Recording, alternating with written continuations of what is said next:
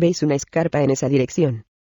¿Qué coño es una escarpa?, preguntó Richard. ¿Una pared o una pendiente? Parece que sí. El señor Davidson quiere que os dirijáis a la pendiente. ¿Qué altura tiene, en relación con la campana? Está casi a la misma altura. Bien. Pasad por encima de ella, e intentad establecer contacto visual con el sumergible. El señor Davidson cree que podría haber una grieta y vigilad la temperatura. Se ve que hay un gradiente muy brusco en la zona. Entendido. Y recordad que no podéis subir más de 3 metros por encima de la campana. No queremos que las cosas se tuerzan aún más.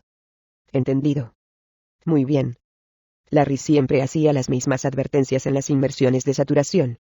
En cuanto al controlador de la campana, prosiguió Larry, quiero que mantengas la mezcla de aire a un 1,5% de oxígeno y un 98,5% de helio. ¿Entendido? Entendido, respondió Lewis. Una última cosa, para rojo y verde. Id con cuidado, nada de hacerse el macho. De acuerdo.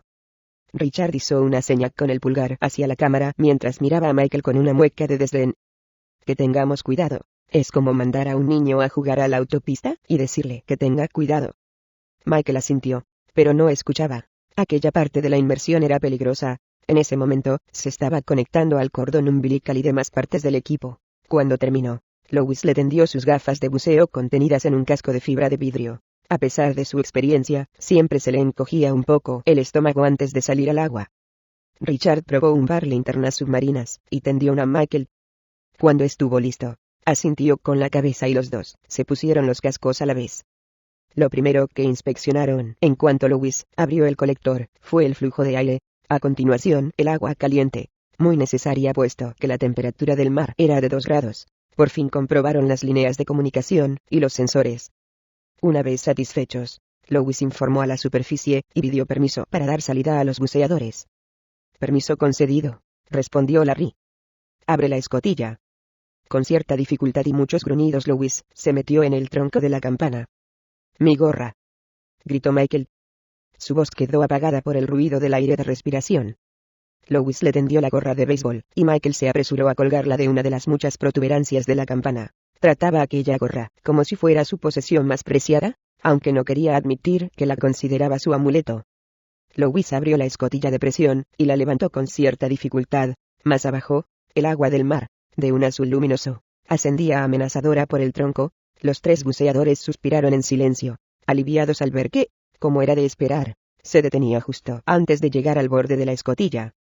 Sabían que sería así, pero también sabían que el día que no fuese así, no había ningún sitio a donde ir. Richard hizo una seña con el pulgar hacia arriba. Michael le devolvió el gesto.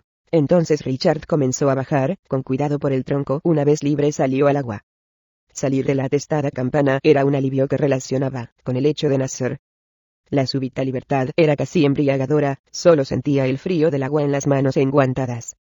Examinó la zona a su alrededor mientras ajustaba su nivel de flotación. Solo tardó un momento en ver una silueta oscura justo en la periferia de la luz. No era el submarino, sino un tiburón de ojos luminosos. Su longitud era el doble del diámetro de la campana. «Tenemos compañía», dijo con calma. «Échame el repelente, por si acaso». De toda la parafernalia antitiburón del mercado, Richard prefería una sencilla barra metálica. Sabía por experiencia que los tiburones evitaban la barra como el demonio con solo apuntarla en su dirección. No estaba muy seguro de que diera resultado con tiburones frenéticos de hambre, pero en esa situación nada era seguro del todo. Unos minutos más tarde, la barra cayó en silencio sobre la roca, seguida de las piernas de Michael que se debatía por salir del tronco de la campana. En cuanto estuvo fuera, Richard señaló hacia el tiburón, que ahora había entrado en el haz de luz. «Ah, es un tiburón Greenland», dijo Richard, ya más tranquilo. Era un bicho enorme, pero no peligroso. También recibía el nombre de tiburón dormilón, por su lentitud de movimientos. Cuando Michael terminó de realizar sus ajustes, Richard señaló la pendiente de roca, y los dos echaron a nadar hacia ella, con la linterna en la mano izquierda y la barra en la derecha. Siendo expertos nadadores, cubrieron la distancia deprisa, pero sin apresurarse, a una presión de casi 30 atmósferas. La mera tarea de respirar el viscoso aire comprimido era agotadora. Lewis, dentro de la campana, se afanaba por controlar los 2 juegos de cables. No quería restringir a sus compañeros ni darles demasiada cuerda para que no se enredaran. Hasta que los buceadores comenzaban a trabajar, El controlador de la campana era un hombre muy ocupado. La tarea requería concentración y rapidez de reflejos. Al mismo tiempo que iba soltando los cables, tenía que ir comprobando las válvulas de presión y el lector digital de porcentaje de oxígeno. Además estaba en constante comunicación con cada uno de los buceadores, y con la estación de inmersión de la superficie para tener las manos libres. Contaba con unos auriculares que incluían un micrófono junto a la boca. Richard y Michael se detuvieron al llegar a la cima de la pendiente. A esa distancia de la campana la luz disminuía de forma drástica. Richard señaló la linterna, y ambos la encendieron. Detrás de ellos la campana brillaba fantasmagórica, como una nave espacial en un rocoso paisaje alienígena. De la campana escapaba un hilo de burbujas. Delante de ellos la oscuridad se desvanecía en una negrura impenetrable. Solo cuando miraban hacia arriba percibían un débil atisbo de la luz de la superficie, a unos 300 metros de distancia. Los dos sabían que el enorme tiburón seguía allí, aunque no podían verlo. Sus linternas arrojaban estrechos conos de luz que penetraba la helada oscuridad solo unos 12 o 15 metros. Detrás de la pendiente hay un precipicio, informó Richard. Lewis transmitió el mensaje a la estación de inmersión. Aunque desde el barco podían comunicarse con los buceadores, Larry prefería utilizar al controlador de la campana como intermediario. La combinación de las voces distorsionadas por el helio y el ruido del aire de la respiración hacían muy difícil entender a los submarinistas. A pesar de tener el filtro de helio en la línea, era mejor comunicarse a través del hombre de la campana, que estaba acostumbrado a las distorsiones de la voz. Buceador rojo, llamó Lewis. Control quiere saber si ves alguna señal del Oceanus. Negativo.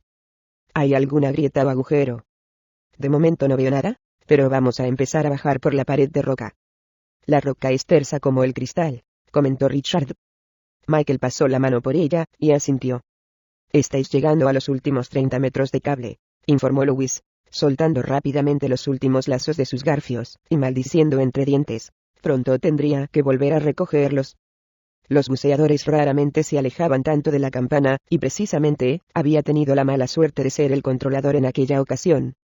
Richard detuvo el descenso, e indicó a Michael que hiciera lo mismo. Luego señaló su termómetro de muñeca. Michael dio un respingo. La temperatura del agua ha cambiado, dijo Richard. Ha subido unos 40 grados. Corta el agua caliente. Rojo, ¿me tomas el pelo?, preguntó Lewis. Michael tiene la misma lectura. Es como estar en una bañera. Richard apuntaba hacia abajo con la linterna, buscando la base de la pared. Ahora iluminó a su alrededor casi al final del rayo de luz. ¿Se vislumbraba otra pared? Parece que estamos en una especie de grieta. Apenas veo el otro lado. Debe medir unos 15 metros de anchura. Michael le dio un golpecito en el hombro y señaló a su izquierda. Michael tiene razón, informó Richard. Es como un cañón cerrado, porque no veo la cuarta pared, por lo menos desde donde estamos ahora mismo. Exclamó de pronto Michael. Nos hundimos. Richard miró la pared a sus espaldas. Era verdad, se hundían a una velocidad increíble, casi no notaba la resistencia del agua.